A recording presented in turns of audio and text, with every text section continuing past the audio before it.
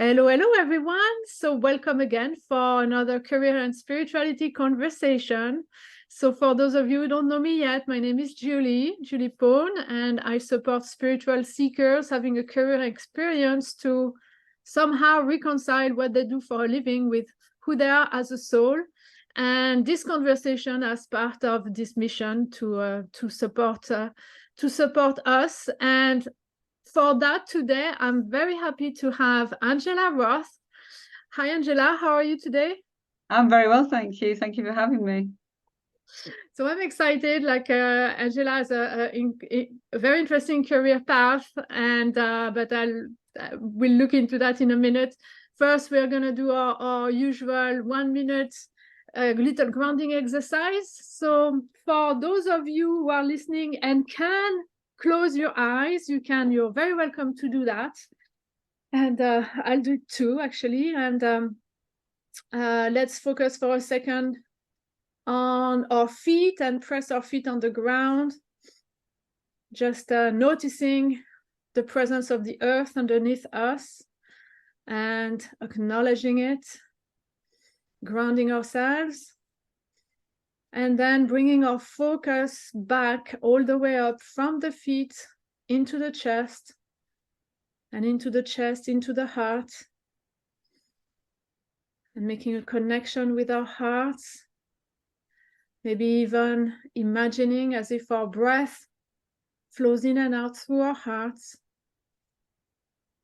And from there, let's just breathe a little bit deeper and slower than we usually do for a few breaths. And I'll count them for us and let us know when we are ready to begin.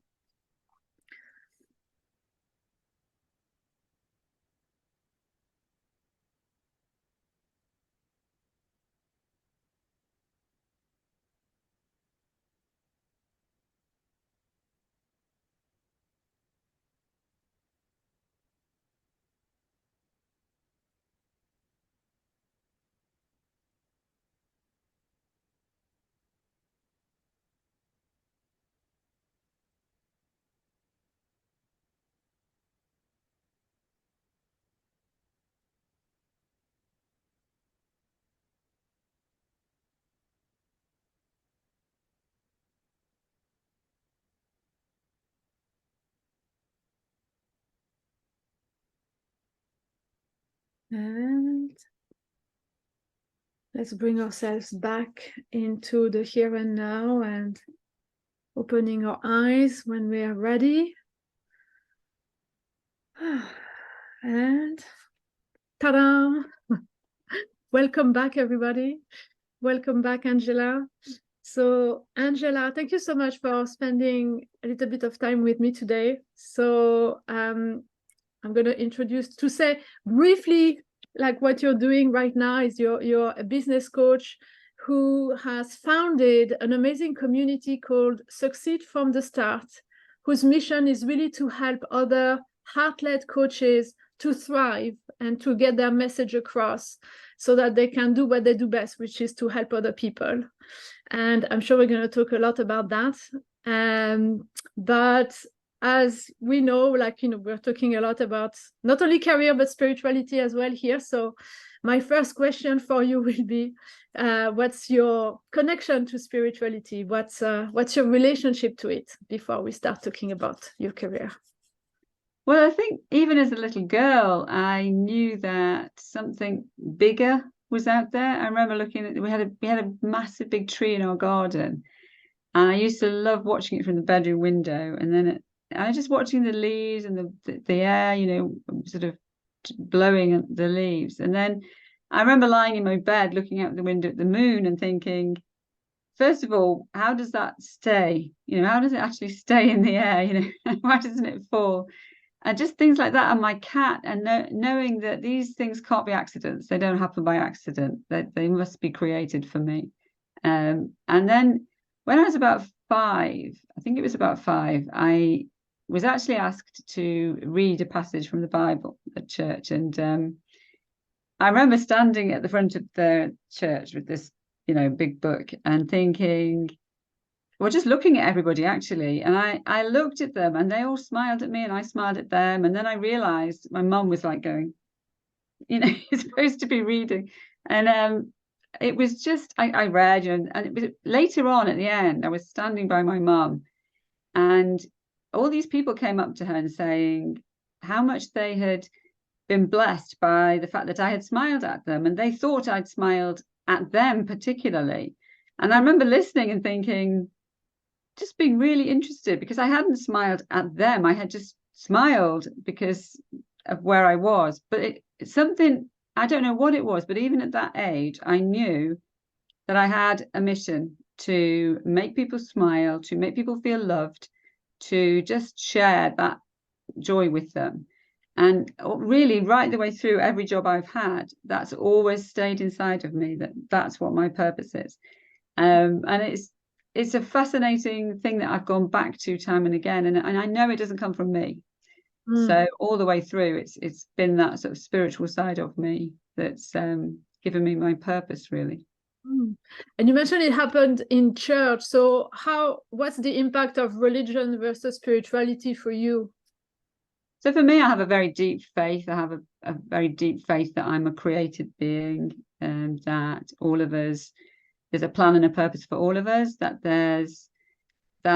you know, we were created before the beginning of time, and that for me gives me focus, it gives me hope, it gives me a real path of a conviction that we're here to serve each other, that we're never supposed to be an island, that we should be in connection with other people, building relationships. And I don't think I would be doing what I'm doing now if it wasn't for my faith. You know, I am a Christian. I believe very much in that message, and I'm always happy to talk about it, but equally happy to just be open, you know, and be with other people, and just, I think, to help other people to let go of the past.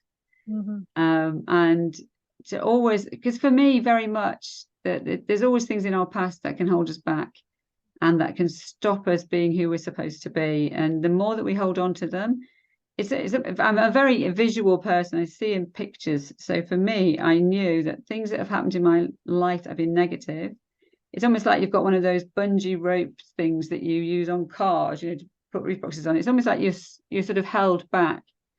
And it's, sometimes people have hurt me, and it, you know, I'll struggle to let go of that. And then I'll think, do you know what?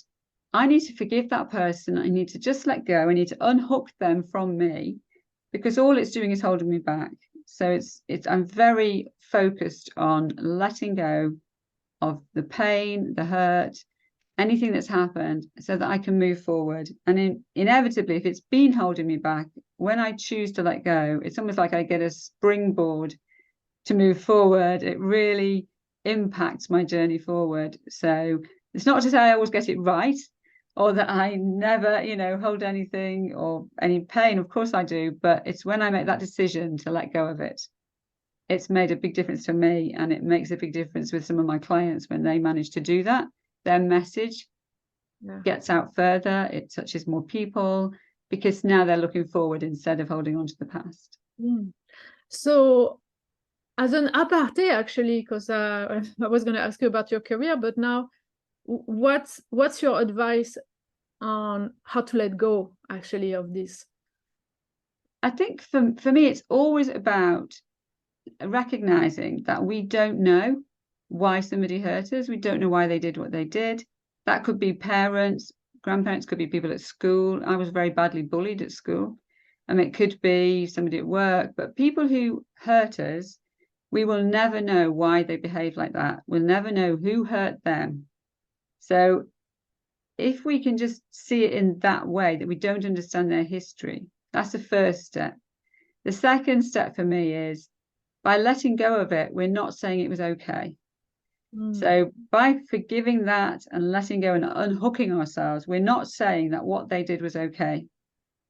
We're never saying that. We're actually saying we need to move forward. It's for our benefit. If we can let go, if we can forgive, we can almost set them free from that pain, and they can, we don't know whether they'll ever access what caused them to behave like that. Hopefully they will.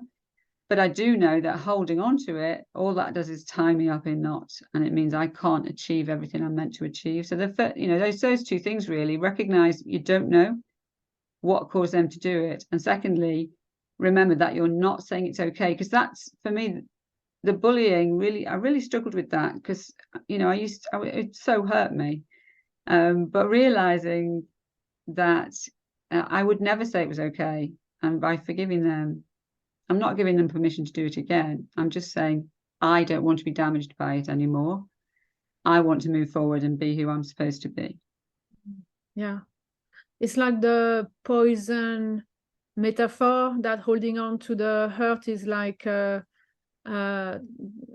thinking that we are poisoning someone else, but drinking the poison ourselves, or something like that. Yeah. Exactly. Yeah, exactly.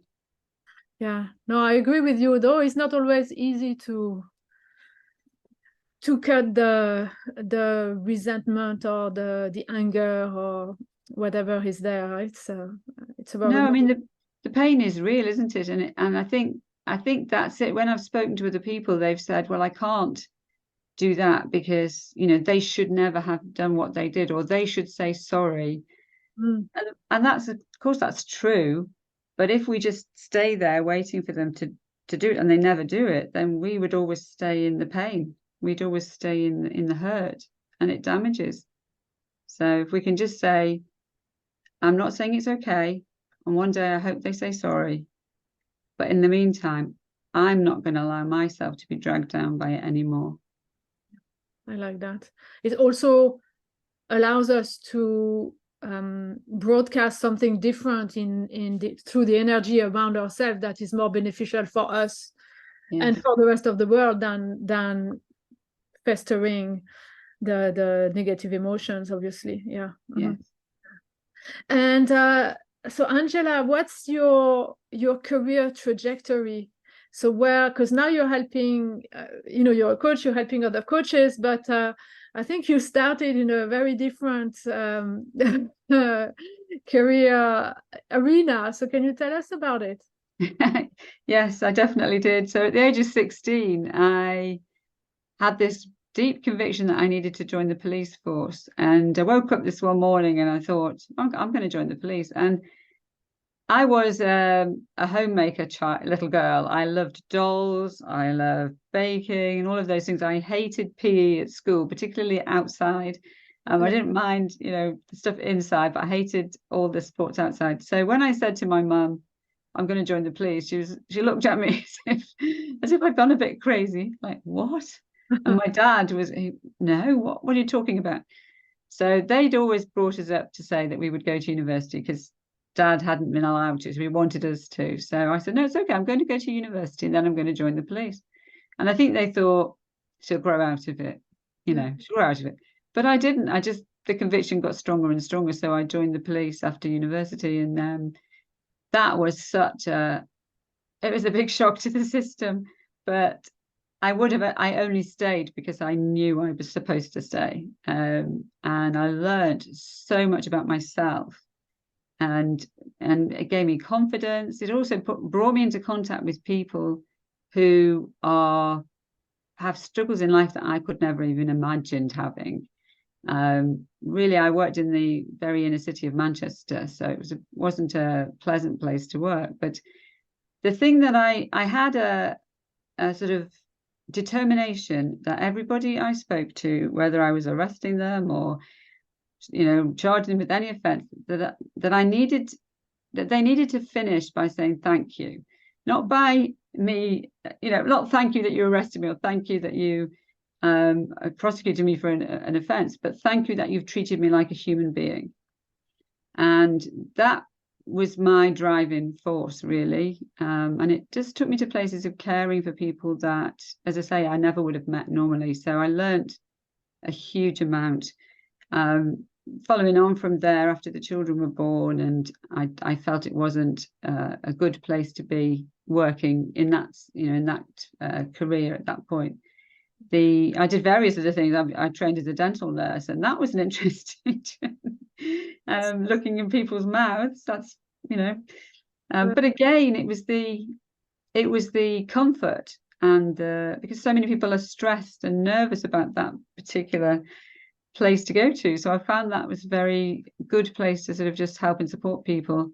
I did various other jobs during the children's sort of growth, worked in a school and all sorts of things. But then when I'd lost a lot of weight, and one of my sisters had really struggled with weight, and so I became a weight loss consultant myself. And I really enjoyed that, again, helping people through difficulties. But when COVID hit and everything went virtual, I sort of assumed that's what I should do virtually. And I tried to do that. I signed up to a very expensive coaching program that promised me that they would give me everything I needed, and I could go out there and I'd have this successful business and all these people would come to me. But the truth was, I wasn't in the right job. It wasn't really what I was supposed to be doing, and they never even really explored that with me.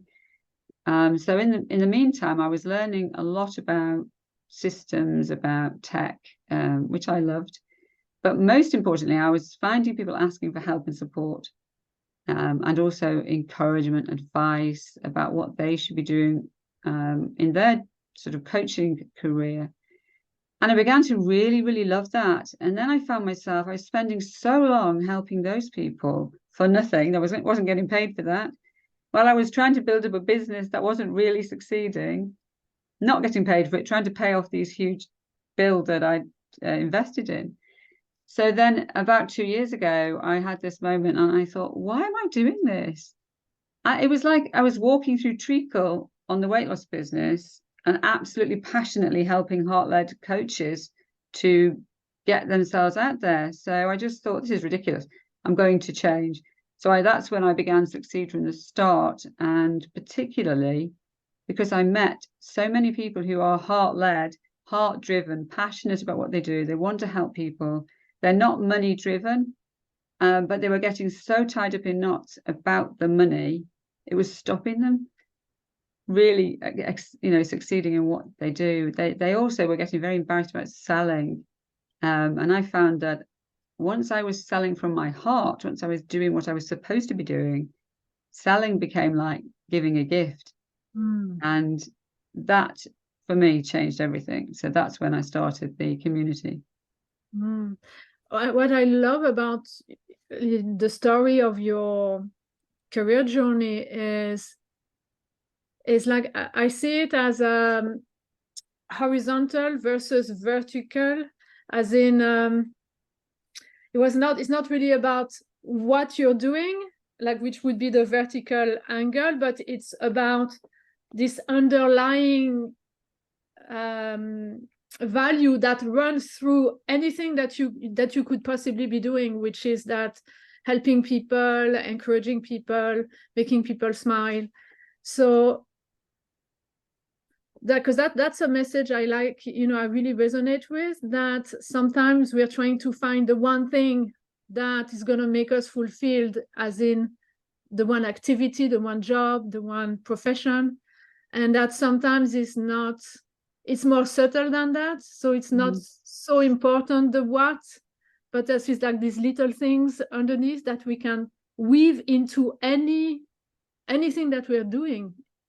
So I think you're an amazing example of that. You've kept that strong line from the very start, from that day in church to now. And that maybe now it feels like maybe the horizontal and the vertical are really maybe crossing. On top of it, they're just aligning perfectly now. I think that's right, actually. I feel like everything in my life so far has been preparation for what I'm doing now. We ran an event at the weekend, and watching people really have the opportunity to share from their heart in a way that was touching lives, and in so many different ways. It was based around the family and relationships, this particular event, but each one had a different gift to give. And even though a couple of them were, say, talking about teenage children, but they had a different approach, something that was going to touch people in a different way. And I mean, I've never minded, I've been a waitress, I've been a bingo caller, I've been a policewoman, I've been Tupperware sales lady and all of this, and each one, and I think this is true for everybody, as long as it aligns with your purpose, as long as you understand who you are, why you're here, then you can actually be satisfied and happy in anything you do. It doesn't matter what it is, you can be fulfilled in it. But I do think that I've learned so much about people in that journey that now I really, really want to help other people get their message out there instead of sort of being hidden away, and particularly people who have a passion to serve and a passion to help other people. The world needs it. There's so much pain out there that the more I can do to help other people help heal that pain is, that's just every morning. That's what drives me, really. And if you don't mind me coming back to your police time, because you said you knew, or like you had that such a strong sense that this is what you were going to do. Can you describe to us what was that feeling? Do you know where that was coming from? Do you know why somehow? I think I don't. It's funny. There's been a few occasions in my life where it's almost like there's a warmth inside me. I wake up and I just have this deep conviction of a particular thing. And so with the police, I knew without a shadow of a doubt that it had to be, whether it was God telling me that that's what I needed to do or what it was. It was just, I knew I had to do it.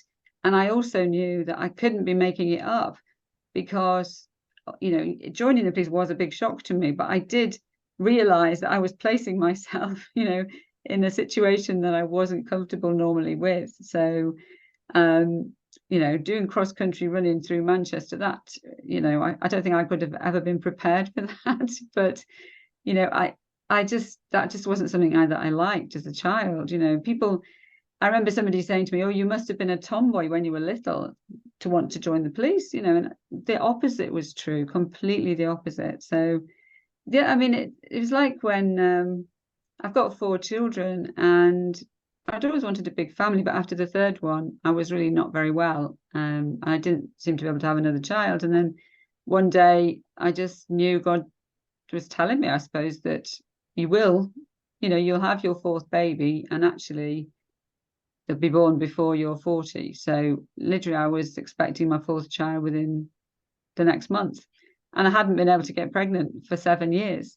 And suddenly this baby appeared, changed our life around again. So I think if you're open and asking, where am I going? What's the next step? Then you can know.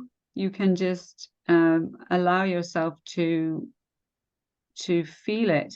And if it seems a bit strange, and if something seems to be drawing you to something you don't understand, if you allow just to sit with it, let it sit there and ask yourself questions about it, ask other people about it, but don't ever be put off. If you've got a strong feeling inside of you that you should be doing something, just because other people think you're crazy, don't let that stop you.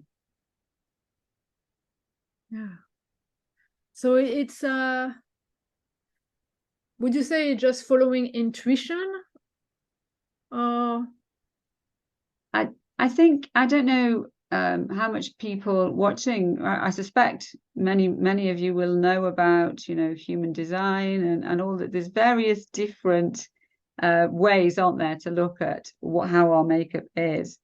But the journey that I've taken in understanding myself, very much, I'm an intuitive thinker. So, and I will physically feel it, inside of me. There'll be a stirring inside of me that it's like my whole body will feel it. Now that's not true for everybody. Other people will think in their heads and so on. But for me, it's deep inside me, right inside the center of my being. That's where I'll feel something and it's usually something that is a fairly big step in a particular direction.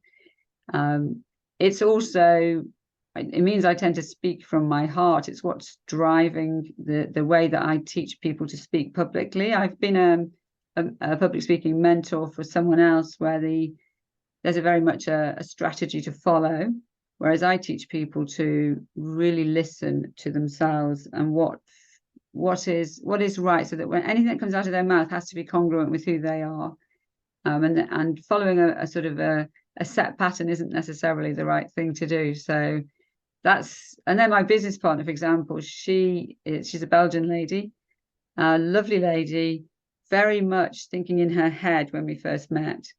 And I realized that she enjoys doing things that I don't enjoy doing, and vice versa. But only this weekend, when I heard her speak about the change that she's feeling in her life through working together with me, she was speaking from her heart. And that's a new thing. And it was such a delight to hear her letting go of the kind of control bit. And actually, she didn't even know what she was going to say when she started. And that's a whole new thing for her. And I could even watch the sort of a bit of surprise on her face that she was even doing it. And the more you put yourself with people who do speak from their heart, the more you find yourself doing it. So I definitely recommend giving that a go too. Yeah. As someone who's very much spent a lot of time up here, I do relate, so yeah. And so actually for people like me, let's say, who are your business partner, who would be maybe more mentally oriented, let's put it politely, what's your advice for us to be able to also have access to this flow? The flow. Well, so for Vicky, she's very strategically systematic. It's everything needs to have a shape and a structure to it. And if you live like that all the time, then you're going to get things in on time. You're probably not going to get overwhelmed by suddenly realizing you were supposed to have done something yesterday and you've got to sort of rush to do it. So it's a very good practical process to follow. And it's really helping me actually to work with her, because she's bringing that kind of coordination into my life. At the same time, it can sometimes stop you achieving fully what your potential is. So you can't suddenly change from one to the other. Both ways, you can't do it. But allowing yourself to start speaking your dreams, thinking what does life mean to you? Where would you like to go? And then allowing yourself to speak about it and to write about it. And so one of the first things I would say is to write, to ask yourself what your heart message is. And that your heart message is all about what's your purpose? What drives you? What makes you feel fulfilled? Who is it that you can help, and what change can you make for them? And then sit with it. And to help you sit with it, think about the pain of the people that you're going to help. So ask yourself where they are now and describe in pictures where they are now rather than just in words, and really try and feel it. And then feel the place that they're going to be once they've worked with you, and start describing it. Make it visual, make it 3D if you like.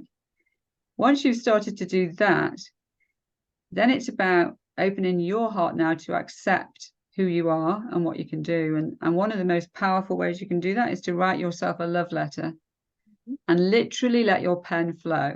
Don't think about it. Just get pen and paper out. Make sure you're quiet somewhere. Make sure nobody can disturb you. And start telling yourself all your gifts. Start really loving yourself, writing that love letter to yourself. The more you allow yourself to do it, the more you find your pen is moving without you even thinking about it.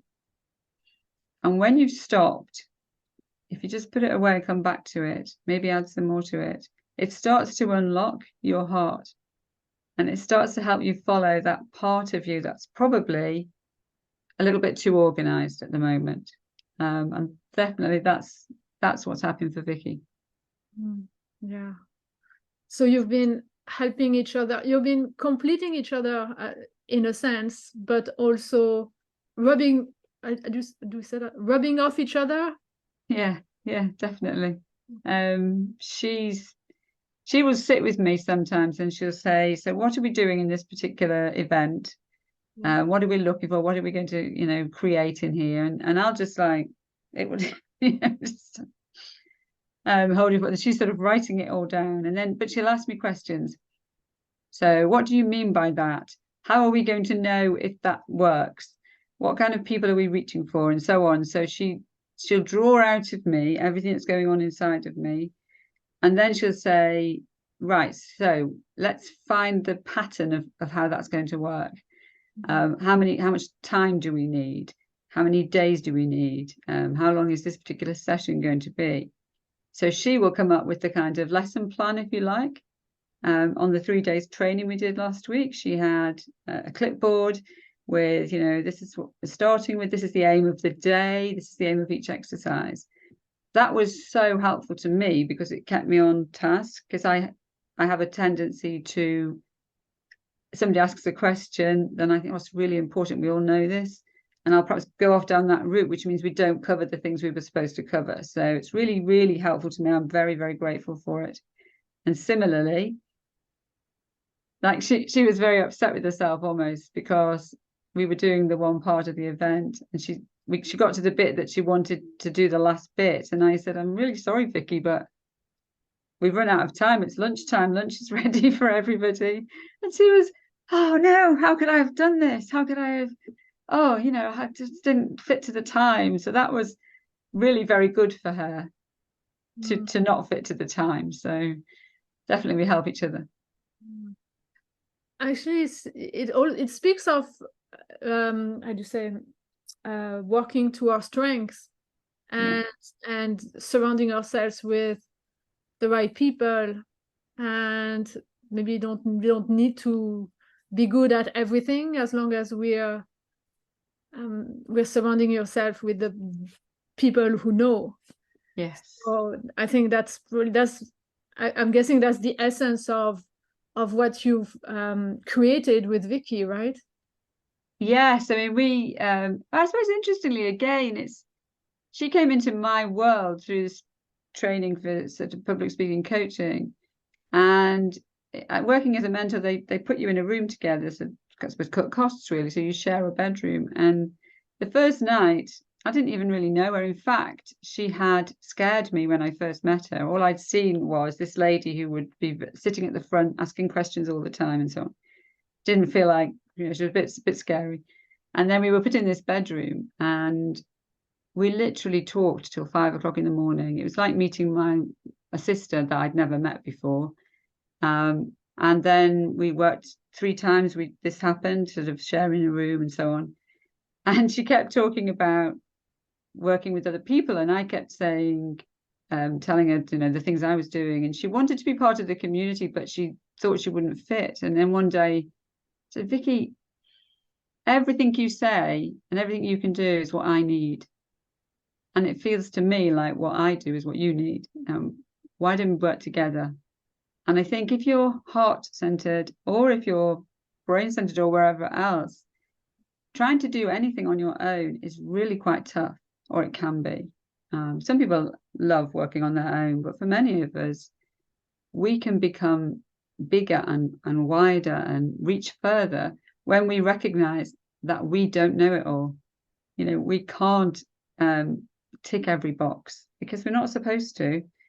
When we actually stop, it's like the flavor becomes more intense. Like when you mix sometimes, herbs and spices and things together, the flavor becomes richer and more, and more people like it, if you like. So I would certainly recommend at least opening yourself. If you are working on your own as a solopreneur, which can feel more like being a lonelypreneur really for many people, ask yourself, don't be afraid. Don't be afraid to look for someone who might complement what you do.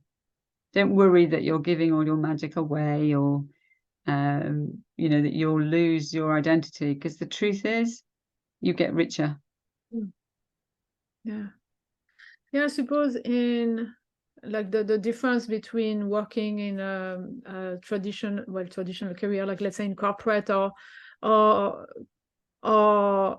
taking that step and going solo and setting up our own business is like we are by essence surrounded by other people in a company, and then suddenly we are ending up having to do everything. So like there is, although it can appear maybe appealing for people who are like getting burned out or like unfulfilled at that stage in a company, the going solo also has its a different set of challenges, obviously. Yeah. And like when you've transitioned yourself in working for yourself, what would you recognize as the biggest challenges, and what advice would you be giving to people who are thinking about doing a similar transition? I think the biggest struggle for me was time management. And that is partly because I can get carried away, with a dream or a vision. But it's also because suddenly I was having been working I was self-employed, but I was working for a big group. So you had a lot of support behind the scenes. Yeah. Suddenly, all of that, you were having to do it all. And I felt like I was spinning plates. And I think that's true for many solopreneurs. It feels like you've got to be a jack of all trades, really. And the one that you're the master of, the one that you're really good at, can get swallowed up by all the other things that need to be done. And I think there's a lot of people out there who really, they don't end up succeeding in their mission because they're spending so much time doing all the other bits. So, my first advice would be, don't stay on your own. It's really, unless you're called to be on your own, unless you are totally self-driven and what your day is going to look like from beginning to end. I mean, that's where the community Succeed from the Start came from, because I knew and I recognized as I was talking to people, they did not want to be on their own. They wanted to complete and succeed in their own business, but they needed some people to do it alongside and to share the skills with. So we work very much as a cooperative. We share some pieces of software, for example. We share a digital marketing platform. And so a lot of the skills and the advice behind the scenes, people can work on together. They can help and support each other. If one person learns, it would say was landing pages, if somebody learns how to do that, then the other person can help them how to do automations or social media scheduling and all of these. You can share it. That's the biggest thing I would say. Don't stay on your own. Make sure you find a community of like-minded people who are willing to help you grow. They're not there to take away or steal from you. They're there to help you grow. And they celebrate. They're there to celebrate with you, because we all need other people to celebrate what we're doing. And it's all very well to know and celebrate yourself, and that's important. But when other people are coming along and saying, that's amazing, let me help you, let me talk about you, that's really powerful. So I definitely say find that community around you. Yeah, community. And so you have this community, and so you're helping each other or working together like on a day-to-day basis. But I know that you're also organizing these live events. So can you tell us a little bit more about them, and maybe when is the next one, and who is it for? So if people who are listening might be tempted by joining. No, that would be wonderful. So they started out because we felt very much that we needed to get heart-centered people, coaches particularly, onto the stage. We've met a lot of people who want to speak about what they do, and at the moment they're perhaps going onto a virtual platform of some kind, but they're very nervous about standing on the stage live, and yet at the same time they really want to do it. They're just not quite sure how to get the message out there. So what we've created is a speakers training, and we call it Stepping Out of the Shadows, because basically there are a lot of people hiding in the shadows, waiting, and then they don't know how to get their message out there. So we work on the heart-led message that I've talked about a bit earlier, finding out what is that for them, what's driving them, where is somebody going to be once they've worked with this person. And then we look at sharing that from the stage in about 15 minutes. And then going on from there, they run a workshop. They run a live workshop, which takes about an hour. And during that workshop, the purpose is to give people a win, to make sure that people in the audience actually get to experience something practical. And it's all about the know, like, and trust, actually. So the message part is knowing what the message is, where the heart is of that person. They get to like that person by experiencing something that they do, and they get to trust that person by actually achieving a change during that workshop, in order to give the coach that's speaking an opportunity to sell what they do.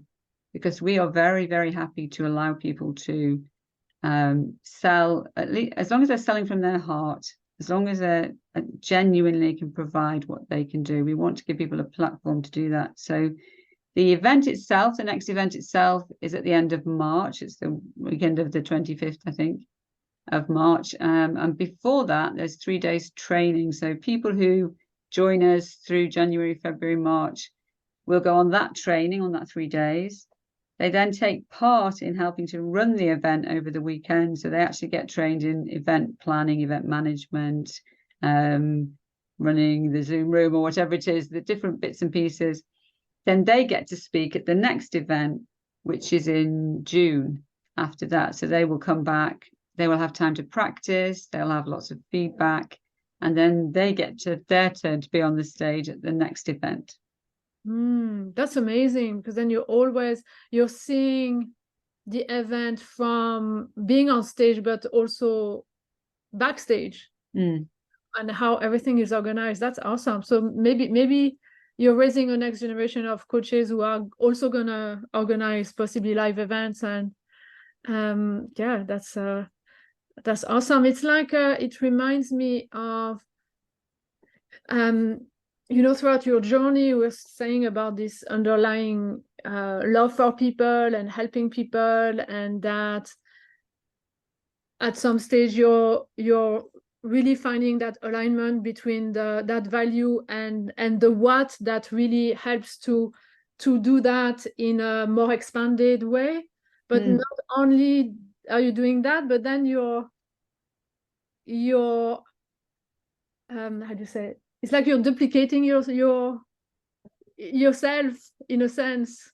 So like the message is not just you to someone else. It's like you to someone else, and that someone else is spreading it out as well. It's amazing that it's yes, I think one of the things that we really, really want is that when people come to the training, they get to know other people who are in a similar field or a similar way.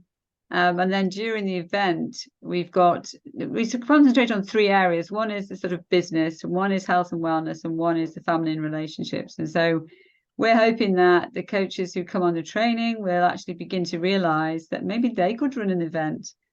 They could run an event if their family and relationship, sort of, that's their world. They could get together and they could run an event where they could actually help each other, promote each other, and touch more people, basically. That's our goal, to drive that forward, so that there are increasingly more people who are confident enough to go out there and really share their message. That ripple effect. Because it resonates with me with really our journey as learning about who we are, and finding purpose, our mission, and that mission lives beyond us.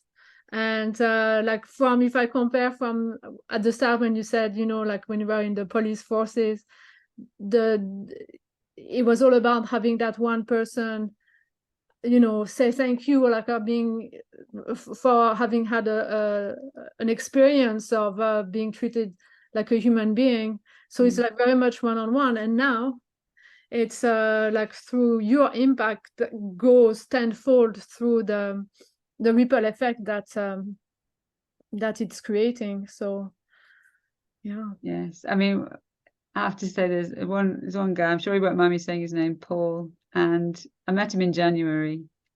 He was so shy, so nervous, really wanting to help people with their money and helping them to understand how they can be in control of it rather than other people controlling it. But she was really nervous about, well, don't know if I can do it, don't know if I can do it. And he spoke on the weekend, and we took a picture of him afterwards, and just watching the change in his face from this nervous, where his eyes were really quite worried, to this relaxed, smiling, excited, really just say, like, I can't believe I'm doing this. Now I just want to do more of it. Now I want to get out more. And I know that I need to do to make sure that more people hear this. It was that was just so rewarding. Yeah.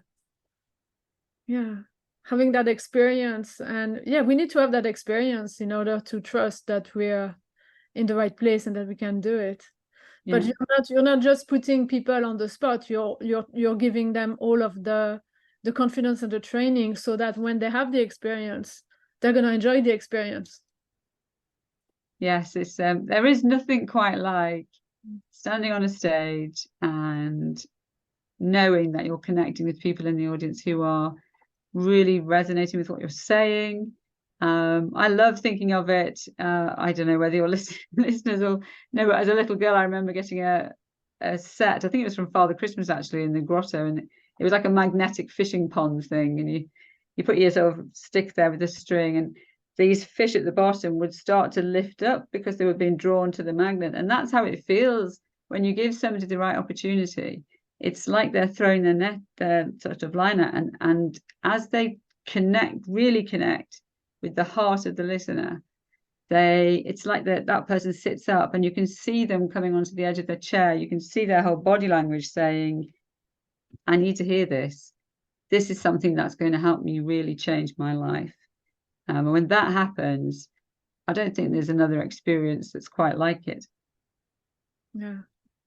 So what would be your how would you describe, the expression being heart-led? So So to be heart-led, and it's an interesting one, because I remember when I first started using it, people would be like, what do you mean? And it wasn't really heard, but more and more people are beginning to recognize it. And for me, the coaching world was swamped with people who were money-driven. And they were telling people that they could make them into 6-figure, 7-figure, 8-figure coaches. And they looked like they could do it because they were with a big, massive house and all of this. But actually what was happening was they were getting coaches who were heart-led to buy into these expensive programs. So of course it meant that they could they were 6-7-figure income. And you see a lot of this still out there. And you were almost told that you had to think of the money first if you're going to be successful. But what I see is, unless you could be money driven, and that's fine. But actually, if you're heart-led, that means your purpose has to come first. Your passion has to come first. The change that you can make for people is the most important thing in your life. And once you align your message with that, and the program that you're creating, perhaps what you're speaking about, the money comes. But it feels so much more powerful because you're fulfilling your mission. You don't need to worry about the money coming in. That will come. It's like where the purpose goes, then the money flows. It comes. But if you start concentrating on the money, you feel inauthentic. So you'll know that you're heart-led if concentrating on the money makes you feel awkward and a bit embarrassed. And if you find yourself selling in some way and you just feel yucky about it, if you're heart-led, then you need to be thinking about the change you'll make for people. And when you offer that and they see the passion that you've got and what you can bring them, then you don't feel guilty about selling at all, because you know that you can deliver what you're promising. And that opens the doors for you. Yeah. So I know that we are coming towards the end of our conversation. So I would want to ask you, is there something that I haven't asked you yet that you find is important that you would want to address?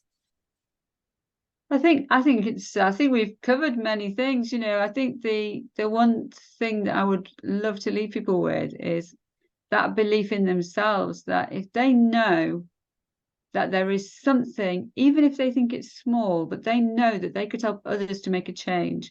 And very often it's something you've been through yourself and that you've experienced a change yourself. But if they know they've got something that is going to help other people move forward in their life, don't keep it to yourself.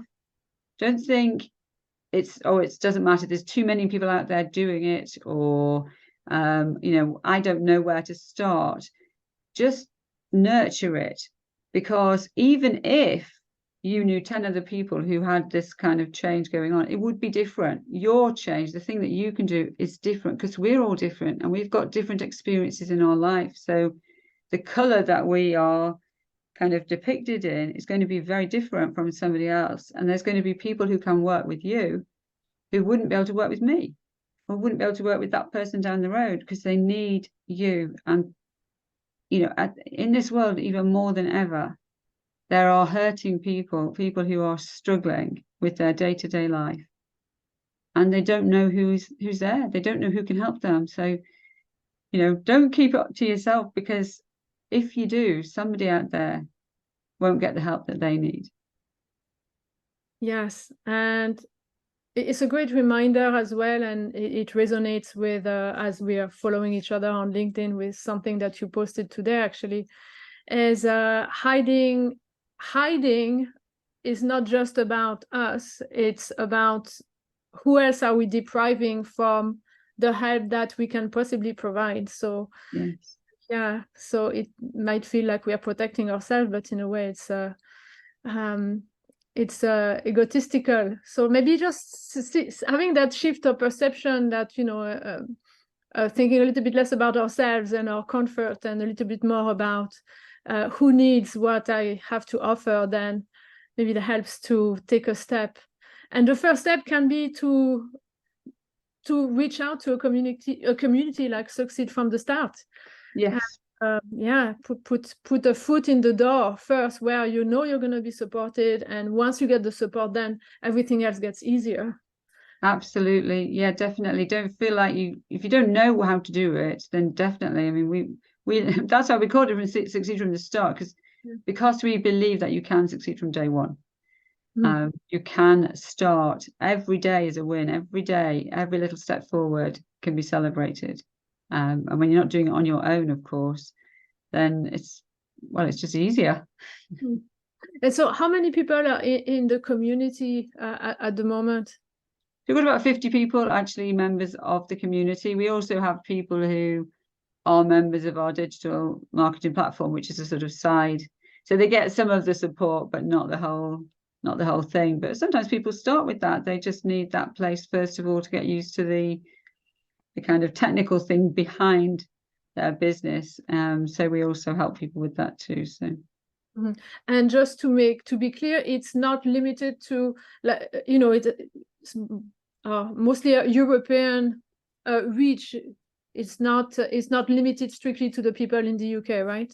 No, the UK is a sort of a larger number, but we've also got Europeans. We do also have some people from the US and Canada too. So we're not limited by space. I think when it comes to the speaking side on the stage, obviously, if you don't live in the UK and you live in Europe, it's fine, because we go near Heathrow, but a bit more difficult if you live in the US. But even so, the actual business community itself is not it's not space bound, because we do a lot of virtual things, and we support people in different sort of time zones and things. Okay, wonderful. So everything for those for our audience who's watching right now, as usual, you'll get all the links to go and check Angela's platform and the community. So don't worry about it. It's going to be all included everywhere. And on these words, I want to thank you very much, Angela, for the time that you spend with us, and your mission, and being an inspiration, and for people like me who are working by themselves out there. So thank you. And on this note, thank you everyone for watching us up until the end. And I shall see you next week for another career and spirituality conversation. Bye.